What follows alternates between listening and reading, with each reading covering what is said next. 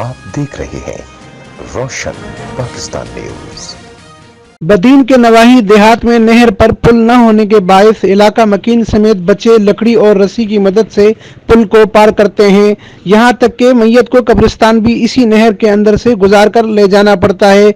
हुकूमत सिंध ने तो आंखें बंद कर ली, लेकिन पाक फौज के जवान मदद के लिए पहुंच गए। दौरे जदीद में भी बदीन के देहाती पुराने दौर की जिंदगी गुजारने पर मजबूर हैं।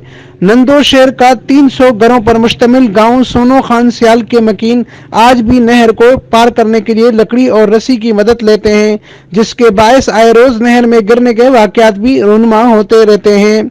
इसी गांव का कब्रिस्तान, स्कूल और खेत भी नहर के दूसरी जानिब है, जिसके बायस हर रोज देहातों को नहर को पार करने पड़ता है। 2 रोज कबल ही इलाके के मशहूर पहलवान की मैयत को भी इलाका मकीन ने पानी के अंदर से गुजार कर कब्रिस्तान मुंतकिल किया। दूसरी जानिब सोशल मीडिया पर इस पुल की खबर वायरल होने के बाद पाक फौज के इंजीनियरिंग कोर की टीम गांव पहुंची और नहर का मुआयना करके जल्दी इस पुल पर तामीर करने का ऐलान भी कर दिया। इलाका मकीन ने पाक फौज के जवानों का शुक्रिया अदा करते हुए खुशी का इजहार किया और कहा कि जो काम जमहूरी हुकूमत और इनके मुंतखब नुमाइंदों का है वो पाक फौज कर रही है, जिसका इलाका मकीन तहे दिल से शुक्रगुजार हैं। अमीन फारूकी, रोशन पाकिस्तान न्यूज़, ठट्टा, सिंध।